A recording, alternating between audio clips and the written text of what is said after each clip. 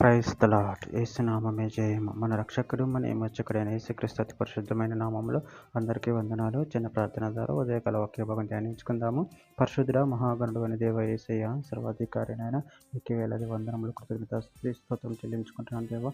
దేవ ఉదయకాలం ప్రభు వాక్య భాగం ధ్యానిస్తుండగా వాక్య భాగం అర్థములు సహాయం చేసి మీ కృపలో బలపరిచి మీకు మాదిరిగా మమ్మల్ని నడిపించమని చిన్న ప్రార్థన యేసు నామంలో అడిగి వేడుకుంటున్నాను తండ్రి. Amen amen. ఫిబ్రవరికి రాసిన పత్రిక 9:23 పరలోకమందున్న వాటిని పోలిన వస్తువులు ఇట్టి బలుల వలన శుద్ధి చేయబడవలసి ఉండెను గాని పరలోక సంబంధమైనవి వీటికంటే శ్రేష్టమైన బలుల వలన శుద్ధి చేయబడవలసి ఉండెను. ఆమె దేవుడి వాక్య భాగం దీవించును గాక. ప్రభు నందు ప్రియులారా, ఇక్కడ వాక్య భావంలో గమనించినట్లయితే పరలోకమందున్న వాటిని పోలిన వస్తువులు ఇట్టి బలుల వలన శుద్ధి చేయబడవలసి ఉండెను గాని పరలోక సంబంధమైనవి వీటికంటే శ్రేష్టమైన బలుల వలన శుద్ధి చేయబడవలసి ఉండెను.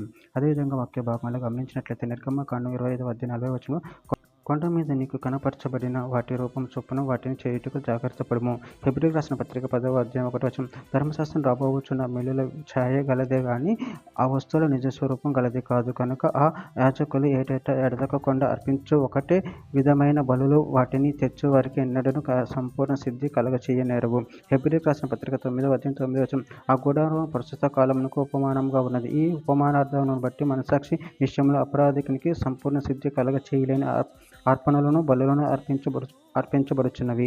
యోబు గ్రంథం 15:15 ఆలోచించు, ఆయన తన దూతల యందు నమ్మిక ఉంచుడు, ఆకాశ వైశాల్యం ఆయన దృష్టికి పవిత్రము కాదు. కొలస్సీలకు రాసిన పత్రిక 1:20 ఆయన శిలువ రక్తం చేత సంధి చేసి ఆయన ద్వారా సమస్తమును అవి భూలోకమందున్నవైనను పరలోకమందున్నవైనను వాటన్నిటిని ఆయన ద్వారా తనతో సమాధానపరచుకొనవలెనని తండ్రి అభిష్టమాయను. ఫిబ్రవరికి రాసిన పత్రిక 9:24 అందువలన నిజమైన పరిశుద్ధ స్థలమును పోలి హస్తకృతమైన పరిశుద్ధ స్థలమును క్రీస్తు ప్రవేశింపలేదే కానీ ఇప్పుడు మన కొరకు దేవుని సముఖమందు కనపడుటకు పరలోకమందే ప్రవేశించును.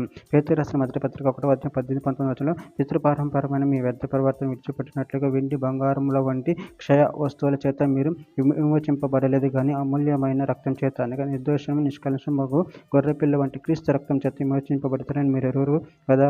చివరిగా ఒక మాట, కీర్తన గ్రంథం 51:7 నేను పవిత్రుడగునట్లు హిసోపుతో నా పాపము పరిహరింపుము, హిమము కంటే నేను తెల్లగా నుండినట్లు నువ్వు నన్ను కడుగుము. ఆమె దేవుని వాక్య భాగం దీవించిన కాక చిన్న ప్రార్థన చేసుకుందాము. పరిశుద్ధుడ ప్రేమగల దేవేశయ్య, నాయన మీరు ఇచ్చిన వాక్యదానాన్ని బట్టి ప్రభు కృతజ్ఞతలు చెల్లించుకుంటున్నాను తండ్రి. నాయన మా పాపములను ప్రభు మీ రక్తం చేత ప్రభు శుద్ధీకరించే ప్రభు అందరిని బట్టి ప్రభు మీ కృతజ్ఞతలు చెల్లించుకుంటూ మీ ప్రేమ కృపలు మమ్మల్ని నిరంతరం కాపాడి మీకు మహిమార్థమే మమ్మల్ని వాడుకొని మీ కృపలో బలపరిచి స్థిరపరచమని చిన్న ప్రార్థన ప్రభు యేసుక్రీస్తు పరిశుద్ధమైన నామములో అడిగి వేడుకుంటున్నాను తండ్రి. Amen amen amen.